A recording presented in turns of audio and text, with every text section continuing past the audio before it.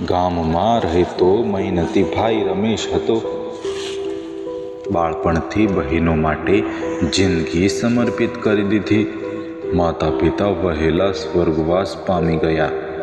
રમેશે સંભાળી પરિવારની આખી જવાબદારી લીધી. 2 નાની બહેનોને શાળાએ મોકલતો રહ્યો. ખુદ ભૂખ્યો રહી બહેનોને ભણાવતો રહ્યો. રોજ મજૂરી કરીને ઘર ખર્ચ ચલાવતો રહ્યો. બહેનો માટે નવા કપડાં ખરીદતો રહ્યો. પોતે જૂના કપડાં પહેરી ખુશ રહેતો. બહેનોને જીવનમાં આગળ વધારવા મહેનત કરતો.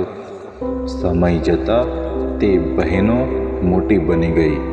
રમેશે લગ્ન માટે પૈસા બચાવવાનું શરૂ કર્યું. પહેલી બહેનના લગ્ન ધામધૂમથી કરાવ્યા. બીજી બહેનના લગ્ન પણ કરાવ્યા. બહેનો ખુશ રહી પોતાના ઘર ગઈ. રમેશ એકલો ઘર સંભાળતો રહ્યો. પિતાની જમીન પણ રમેશ સંભાળતો રહ્યો. ગામમાં રમેશની ખૂબ જ ઇજ્જત હતી. બધા લોકો રમેશને સારો માણસ માનતા. બહેનો પણ પહેલાં ખૂબ પ્રેમ કરતી. સમય બદલાતા પરિસ્થિતિ ધીમે ધીમે બદલાઈ ગઈ. બહેનોના સાસરિયાઓએ વાતો શરૂ કરી. પિતાની મિલકત વિશે પ્રશ્ન પૂછ્યા. બહેનોના મનમાં શંકા ઊભી થઈ. સાસરિયાઓએ વારંવાર સમજાવવાનું શરૂ કર્યું. તમારો પણ મિલકતમાં હક જ છે. બહેનો વિચારમાં પડી ગઈ. ઘણીવાર એક દિવસ બહેનો ભાઈ પાસે આવી. મિલકતમાં પોતાનો હિસ્સો માંગ્યો. રમેશ આ વાત સાંભળી તો આશ્ચર્યચકિત થઈ રહ્યો.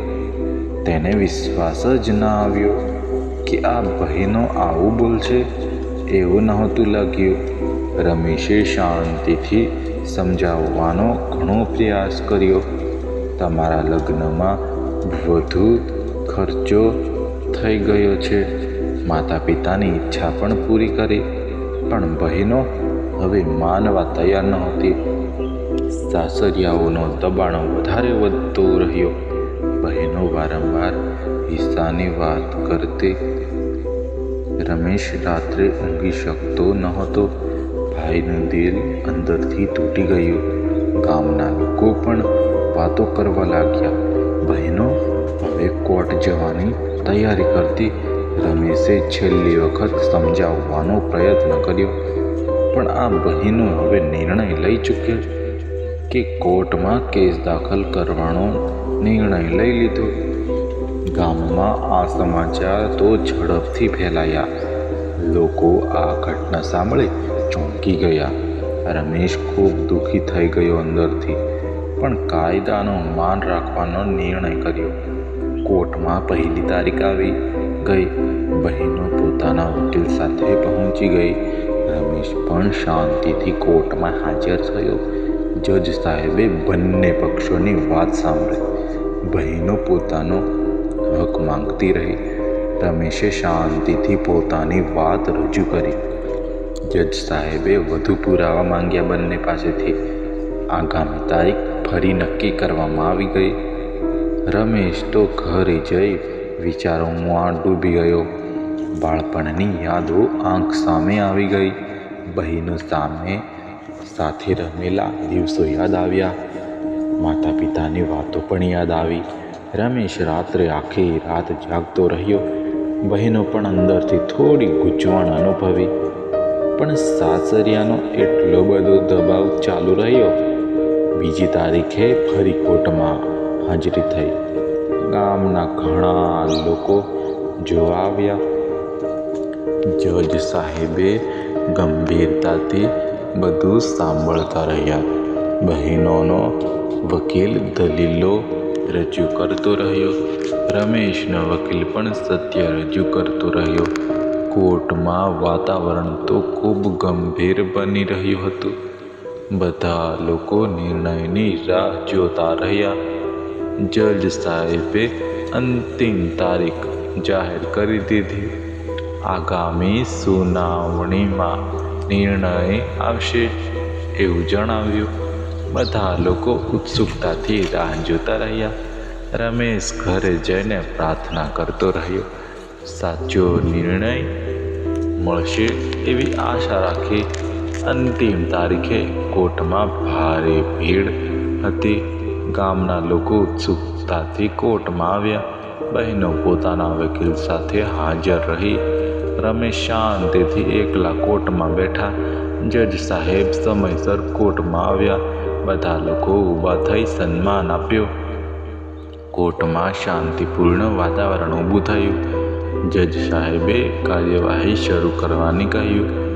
બહેનોના વકીલે દલીલો રજૂ કરવાનું શરૂ કર્યું. કાયદા મુજબ હક હોવાથી વાત કહી. મિલકતમાં સન્માન હિસ્સો મળવો જોઈએ જણાવ્યું. જજ સાહેબ ધ્યાનથી દલીલો સાંભળતા રહ્યા. પછી રમેશના વકીલને બોલાવ્યા આગળ. રમેશના ત્યાગની વાત રજૂ કરવામાં આવી. બાળપણથી જવાબદારી ઉઠાવવાની વાત કહી. લગ્ન ખર્ચની સંપૂર્ણ માહિતી રજૂ કરી. પિતાની ઈચ્છાનો પણ ઉલ્લેખ કરવામાં આવ્યો. આ કોર્ટમાં હાજર લોકો તો ભાવુક બની ગયા હતા. બહેનો થોડું અસ્વસ્થ અનુભવવા લાગી. જજ સાહેબે રમેશને આગળ બોલાવવામાં આવ્યો.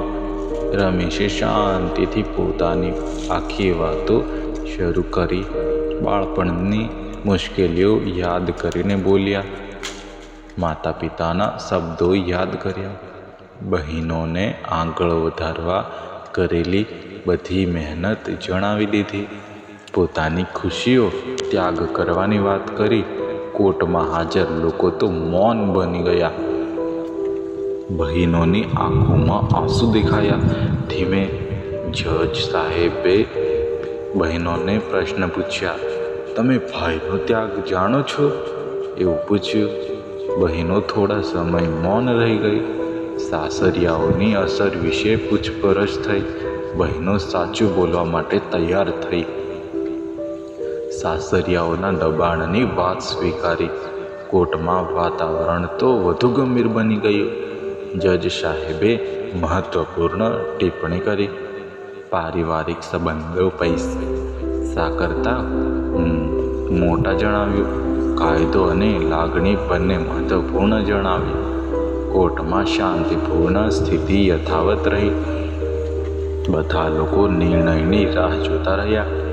જજ સાહેબે નિર્ણય વાંચવાનું શરૂ કર્યું. બહેનોને કાયદેસર હક હોવાથી વાત કહી, પણ ભાઈના ત્યાગનું મહત્વ સમજાવ્યું. લગ્ન ખર્ચનો પુરાવો માન્ય ગણાયો. આ જવાબદારીનું મૂલ્ય પણ નોંધવામાં આવ્યું.